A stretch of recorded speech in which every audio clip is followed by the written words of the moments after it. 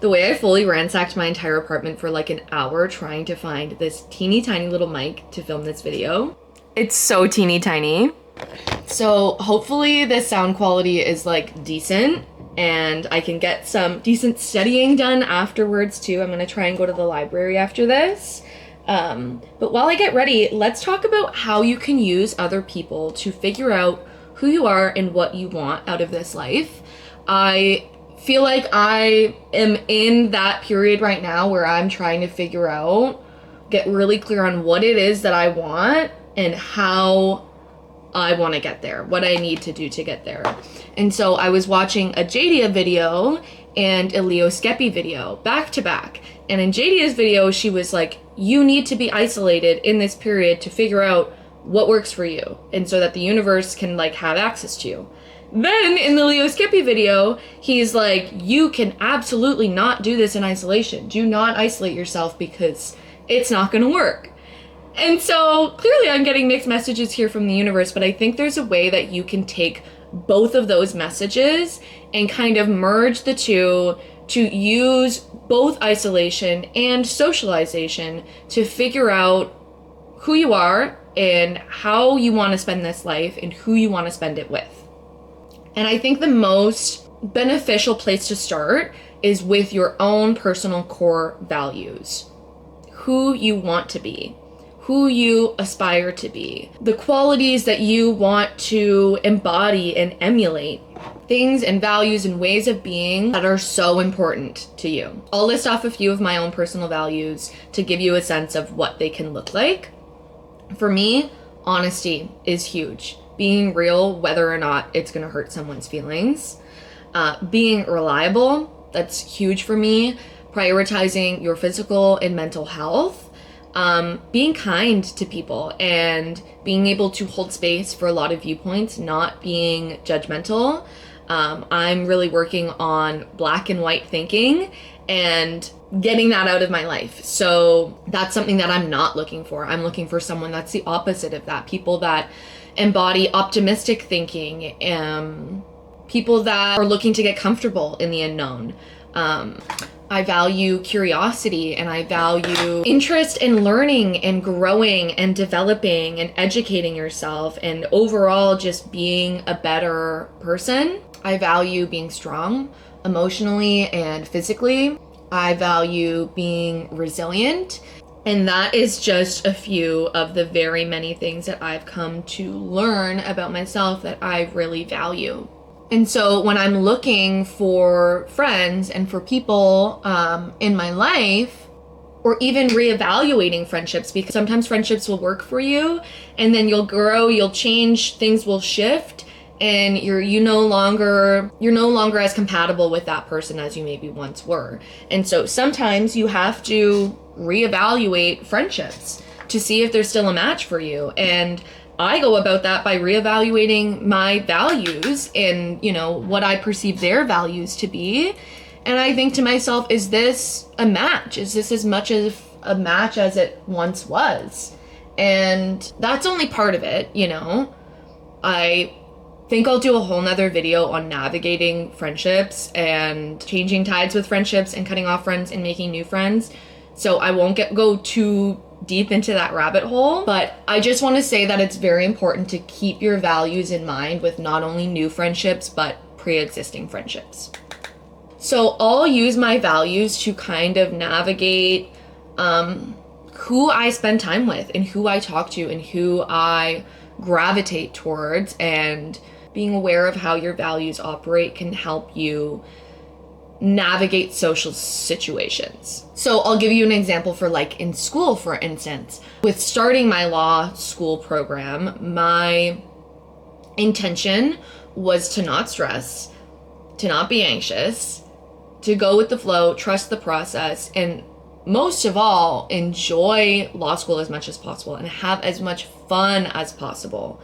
Yes, I know I need to do work and read and study and do all that, but I don't want to be depressed. And so going into law school, looking for friends, I wasn't looking for the same people like I was looking for in my first year of my undergrad. In my first year of my undergrad, I was looking for the brainiacs who were going to be staying up till midnight and studying a ton and working their asses off to get A's in every single course because that's what I needed to go where I wanted to go. And now that's not really as necessary and my focus is elsewhere. And so I'm not looking for those types of people. I'm looking for people that want to have fun, people that are smiling, people that are laughing, people that are happy and happy to be here and happy to be in law school, even if they don't necessarily feel like they know what's going on yet.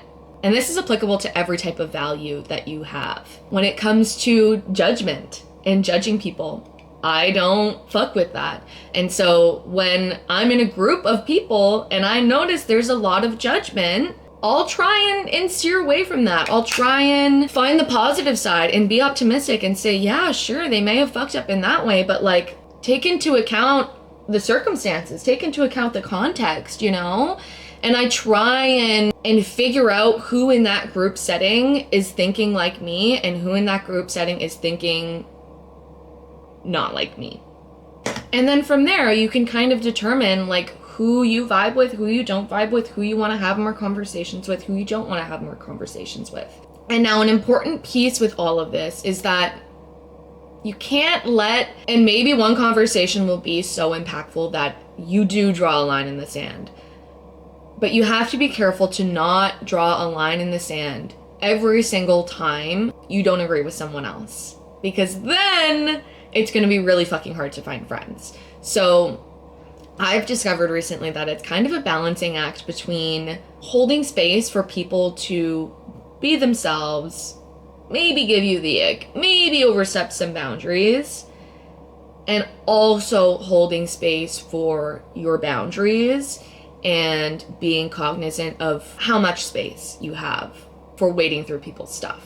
How much energy, how much time, how much care you really have for that. Because in some regard, the people that are meant for you, you're just gonna click with, and it's just gonna happen. And other times, people that are meant for you, it's gonna take a little bit to figure out who they are and how they operate and find those common playing fields in which you really click with that person. And sometimes, honestly, a lot of the times, you're not gonna know if you're gonna vibe with someone until you put yourself in that position where you're like, hey, how's it going? And you spark up that conversation.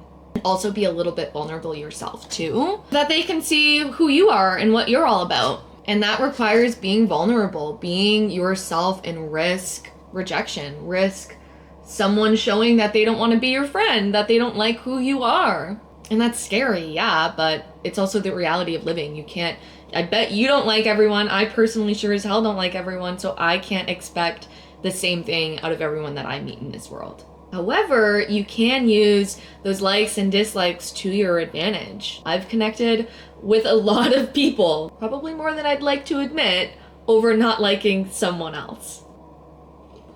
There's nothing better. There's no purer bonding moment than when you meet someone new or you find out with an old friend that you both hate the same person. Ugh, that is just like peak experience. The shit talking, next level. Now, take that with a grain of salt. Don't go and be a Regina George of the world. However, just know that that's one of the fun ways that you can connect with people. And I love using this in the context of like groups in school. When I notice like people's facial expressions, when someone says something that's really off that I don't fuck with, I'm looking to the group to be like, who else didn't fuck with that? Who else did that not fly with? Or if someone's talking about something that like they're really passionate about, like, oh my God, my friend Lane in my first year class, she's very passionate about animal justice and veganism and animal rights. And so in the first week of school, she was so amped up about it, going off on this whole tangent about, I don't even know, something related to animal justice. And there were people that had came into this circle of discussion and gotten really into it and stuck around for it and listened to Lane's spiel. And then there were other people that came in and they were like, you're a fucking weirdo. I'm out of here. I'm not listening to this.